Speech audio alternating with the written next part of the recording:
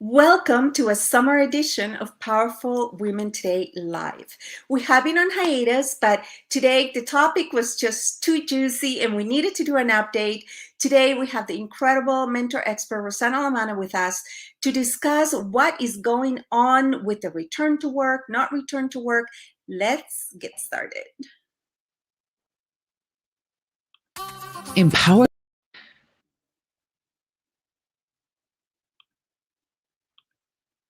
Well, our video is not playing, so we're going to get started.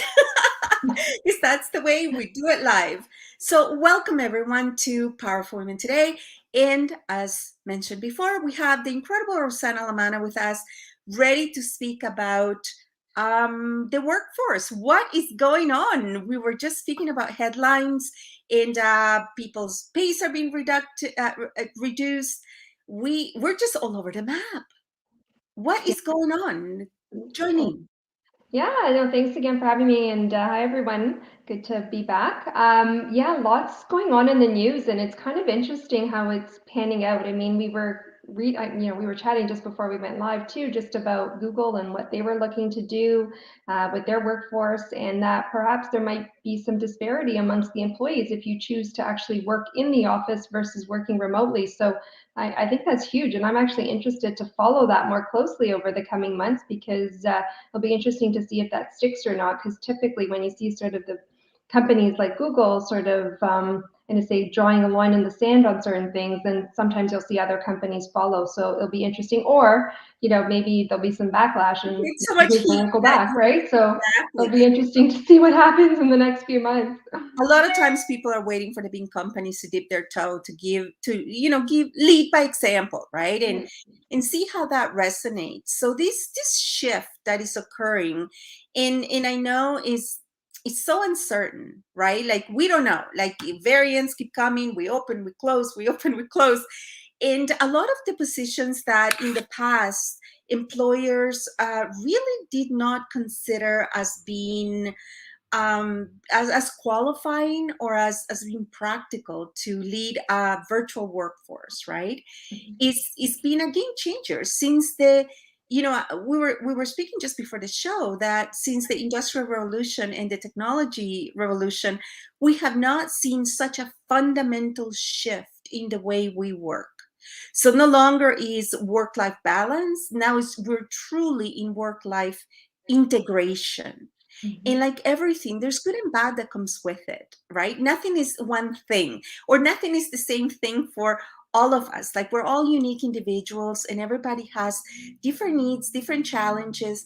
And what we just discussed, the headlines, right? So we'll touch a little bit on that. But let's begin with organizations. What has it meant for organizations as they begin to try to now lead uh, a virtual workforce?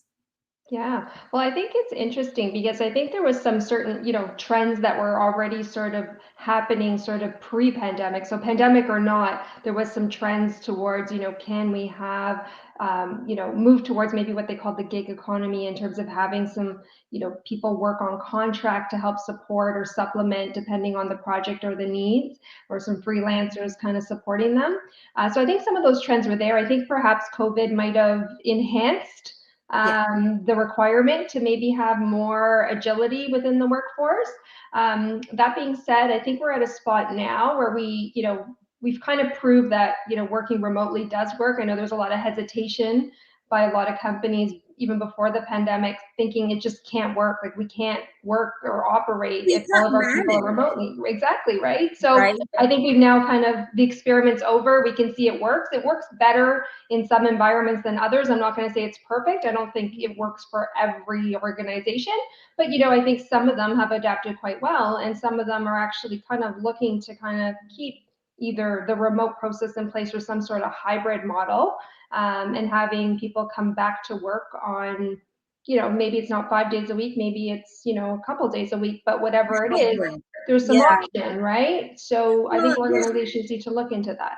Yeah, and you know what? There's definitely been good and bad. Some organizations have, completely benefited from reducing their real estate, because that is, especially major city centers, that is a huge expense. I mean, companies that had, 4 or 5 floors on office towers, for example, or entire office towers, that now, all of a sudden can even reduce, not completely eliminate, because I still think that there's a need, like you said, for meetings or some kind of hybrid model, but definitely shifting the landscape of real estate, of commercial real estate.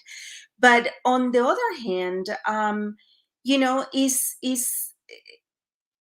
it is becoming a chat. Well, not every position can work remotely, you know Correct. and not even from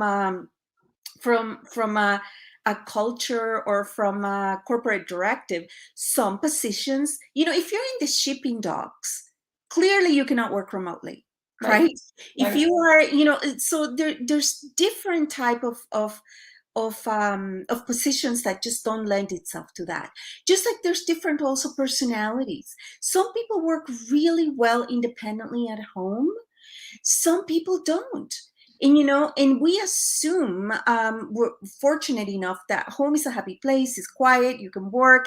We're thriving working remotely. I know you and I are, but not everybody has that luxury. Home is not always the safest place for everyone, right? Sometimes going to work, escaping one world to enter another, right? And Yeah. now you're not seeing that break in between those two, those two worlds for organizations and for people. Absolutely. And it's all blending together. I think you said it well when you said it's become workplace integration now. I do think sort of the days of 9 to 5 for certain people, again, depending what industry you're in. So for example, if you work in manufacturing, you've got scheduled shifts and they are what they are. But for those in particular in the service industry, there's lots of flexibility. And I don't think it's a 9 to 5 anymore. I think, people have become accustomed to a little bit more of the flexibility in terms of when they work. I think if anything, I don't think the concern is that people aren't working. I think they're probably working more than they ever have, but I think it's just that flexibility in the time of when they work and being able to manage their own schedule and be able to sort of work through it, and cutting out all of the travel time, I think has had people working more from home. But it is causing that, when does sort of work start stop piece.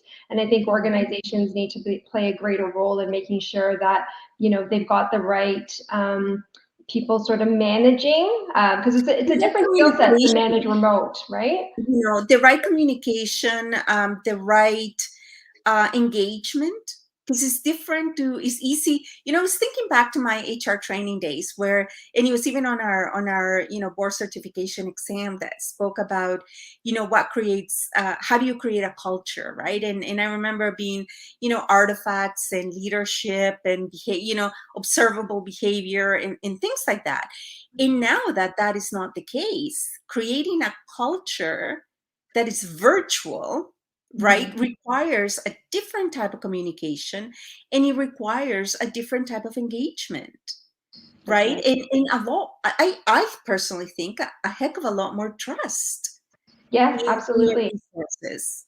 Absolutely. And I do think that it's going to be challenging for organizations as a whole to kind of maintain and keep that culture, which is just so precious. Like it's not something you can maybe put a word to, but it's just a feeling that people have. And how do you replicate that feeling of belonging and sense of pride in where you work and what you do, and how you serve your clients or customers?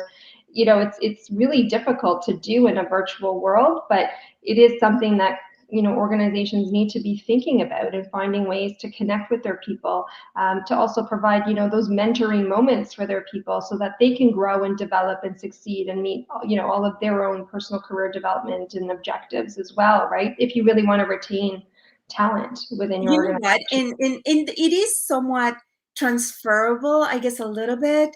But even within Powerful Women Today, right? I keep telling all of our mentor experts that I have an open door policy. That means, you book as many meetings as you need to, right? Like, and that's my version of open door. I guess another version would be to just jump on Zoom for an hour, and it's like, you know what, anybody that needs to come in comes in, anybody that doesn't. Like, there is a way to replicate, it's a little bit like the diet products, right? It's not we're not going to pretend that it's the same thing. It's definitely a different experience of the same concept, or similar concepts, right? Yeah, Like, there. now there's a lot of issue with people recording meetings, people, when you have contact with the public, that now is exposing your background, now people are seeing your home, and in whatever else is happening behind it, and it's just completely, in my opinion, has blown the lid, especially as a human resources professional. Like, before, human resources has always been a little bit misunderstood, but now is become essential, and it's still, the role is being developed, is being evolving, right, as this is progressing. But it's definitely interesting, and I've seen, and I've had conversations with people that are concerned from an organizational standpoint, that cybersecurity, that their employees are indeed working on what they're supposed to be working, and Mhm. not having two jobs on, side by side, right? Or what's being done on company time or not company time, or is, again, we are having to really re-educate, unlearn and relearn what does it mean to have, from an organizational standpoint, the responsibility, right, of what's being said and what the boundaries are now, Yeah, right?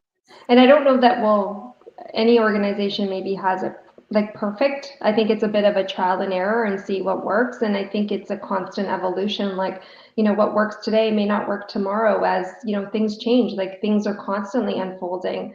I know some companies are looking at, when do we get our people back in the office? Well, it's interesting because case numbers are going up now again. So I don't Yeah. know. I don't know what the answer is. I don't know if anybody knows what the answer is. I think we just need to kind of make sure that we're doing all the things to make sure business is moving forward, our people are happy, content, supported, and we're doing all the right things to make sure that they're thriving. And you hear a lot about mental health of people and making sure that that's Mm. a priority, and making sure that everybody's doing well on that front.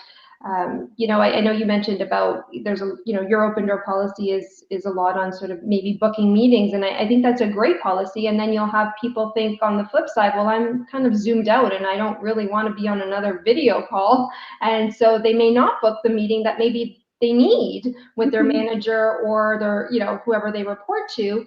And maybe that was an important conversation, but just because of the fatigue with all the video calls, some people may not be attuned. So it's really incumbent on the organizations to kind of keep touch points with their people, because I think we've kind of shifted from all being together to now moving to a high sort of tech world to now we've lost out on those touch points with our people, the more human side of things, and some of the casual encounters and discussions that you would get by the water cooler, The or camaraderie, yeah, it's yeah. right.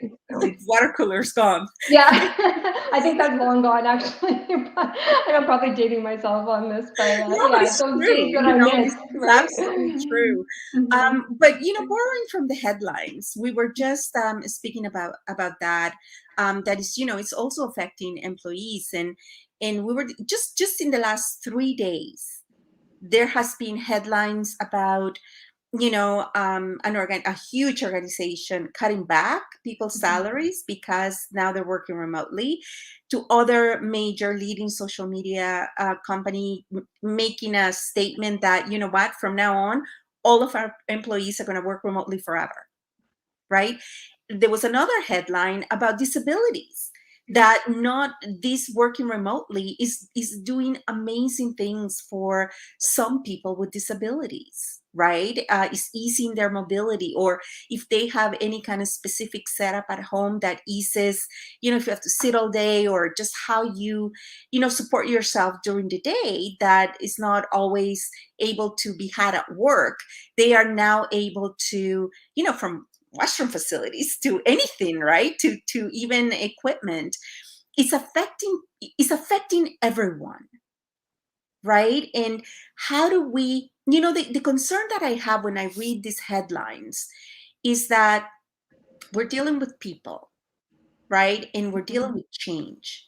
And most people do not adjust to change as easily or as readily as, as everyone, as people that thrive on it, right? Right. In the concept that I would love to hear what you're witnessing and hearing from trends is it's hard to unring a bell. Once you've allowed, because before, if somebody had come in and said, you know what, I have a disability or I have mental health or I don't have daycare, I need to work remotely, it was easy for a business to go, oh, we don't do that. That's just not being done. But now, like you said, it's been proven that it can be done. So what are you seeing in regards to modifications or in regards to a pushback or just the dynamic of change? Yeah, well, I'll start by saying it really depends on the industry and the organization and the job that people are going to be, like, or what they're doing. If I go back to the manufacturing plant, I think there's some limited abilities in terms of being as flexible as one maybe could or should be if they working in, say, a professional services business where you're providing a service, you're supporting clients, and maybe it doesn't matter if you're in person or at home. But in a manufacturing capacity, it's different, and where it works a certain way. There's health and safety, and you need to be careful. I do like the fact that the work remote has opened the doors for people with disabilities and creating a more inclusive workplace for people, an opportunity for them to actually participate in the workforce where maybe they wouldn't have otherwise had that opportunity. So I think that's great. I think a lot of employers are very much open to hearing what their employees need and want, and looking at things on a case-by-case basis to understand what makes the most sense.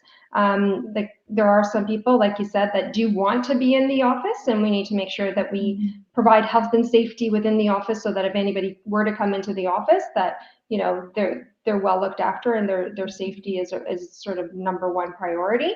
And then in other cases, there's always going to be employees sort of comparing that so and so, they're more I was flexible, and just you got to be thinking of that. careful, right? So you don't want to show favoritism in any way, and so there's got to be some flexibility in the policies and arrangements, and making sure that you're got that inclusive mindset when you are sort of developing your internal policies and procedures around it. Yeah, and that there's equanimity. And I was hearing actually not too long ago, I think it was on the radio or the podcast, I can't remember, but they were recommending for that mental health, right? Because even, you know what, I'm happy, I work really well on my own, actually. I'd much rather do that. But I kept the office, like I've kept an office. I don't know for how long, but I've kept an office because I need to get out of the house, right? And now that places in Ontario, which we were the last province in North America to open indoor dining, before there was just nowhere to go, right? So keeping an office was the way to get out of the house, right? But they do recommend that reclaim your commute, Mhm. right? So that you're not like literally rolling out of bed onto work, right? Like, still maybe go for that drive and pick up your coffee, still go for a walk and pick up your coffee if you're, closer to, right? Or just reclaim your commute so that you're able to have those boundaries and reclaim your time alone, that perhaps that was maybe for some people the only time that they had alone, right? Between being at home with family or at work with people, your commute was your sacred me time, right? Yeah, it's so true. I can totally relate. And that leads us to another. So on the good side, right? In is you were mentioning just a recalibration of the positions, right? And now a lot of companies are realizing, you know what, there is a benefit to having a flexible workforce, which is great for consultants and people in the gig economy, right? Because Mhm. then they can now enter into doing more. There's more opportunities, right? To for them to be a resource for corporations or for larger businesses, right? To have that gig, to have that portfolio. And personally, I'm not a big fan of corporate Canada and corporate America and corporate anywhere, because I just find it's not, there's good with it, but I personally, and this is my personal opinion, feel that it's not the highest motivator. You know what I mean? It's almost as if, companies, especially the discrepancy between, the C-suite and the people generating, the movement to realize that profit, right? Is there's a combination in corporate culture, or where had we had gotten to after greed is good. It seemed that we had gotten to the place where companies were trying to pay the least that they could get away with, and employees were doing the least that they would have to do to keep their job, right? Where it creates this culture of mediocrity, or it can, right? Where if you move towards a gig economy and in consultancy, in that type of engagement, all of a sudden everybody's either an entrepreneur or an entrepreneur, Mhm. and everybody's working differently. You know what I mean? Like their quality of life, maybe instead of having to be for 8 hours, they're still accomplishing the same amount of work in 3, Yeah, and their quality of life changes, right? for So sure. we are, as a culture, really shifting the way we think, right? We just recently opened Powerful Women, well, we're launching Powerful Women Today South Africa. And I Mm, was speaking, I know, in Cape Town, and I was speaking to our, colleague, Elise Fisher, that is going to be our mentor expert on the ground, our executive mentor, and just in comparing the cultures, she was saying 9 to 5 doesn't exist in Africa, right? And I'm just like, okay, like, well, it's disappearing here, but I think for a different reason, right? And yes. just how we're ad- adjusting to having a global workforce, to being able to work anywhere, Yep. right? And match those expectations. Manage expectations, I think, has become the name of the game in the current relationship. Yeah, and I think, you know what, there is some benefit to, opening up, I'm going to say, some of the borders and where people work, because now, I mean, there's always been this competition for talent. I mean, we see it a lot in the tech industry, the people sort of competing to get that software developer that they need to, advance their software, and be able to sort of get it to market quicker.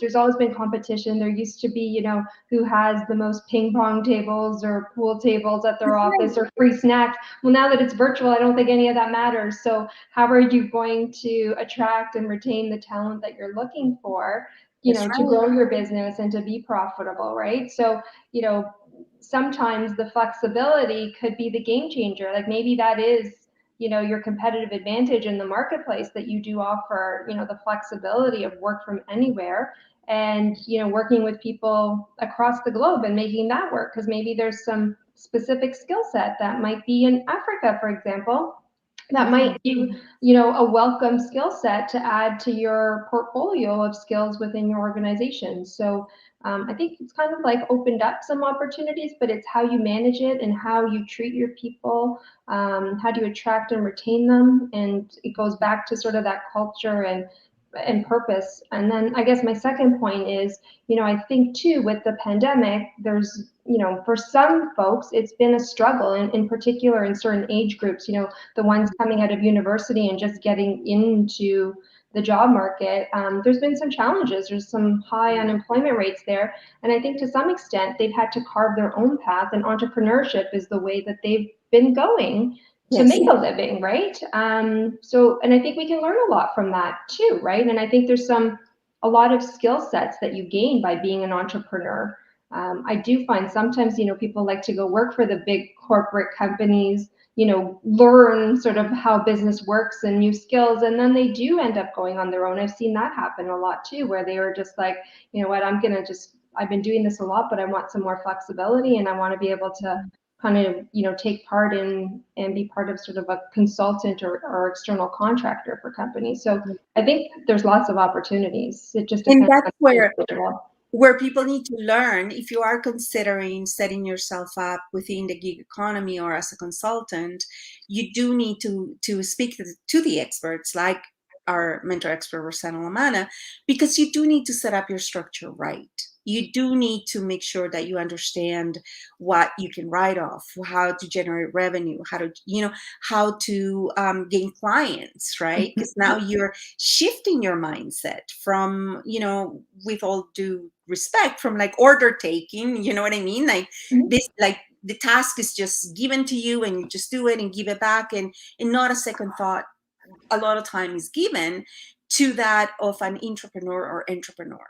And even if you're working remotely and you're beginning to have your consultancy, or you're beginning to just do like a side hustle or something, that's leading within the entrepreneurship, which I strongly recommend, everyone should try it, even if it is just a side hustle, because you learn, that's the best MBA you can possibly have, to actually do every segment of the business, to learn about, branding, marketing, engagement, presentations, communications, speaking, all of that.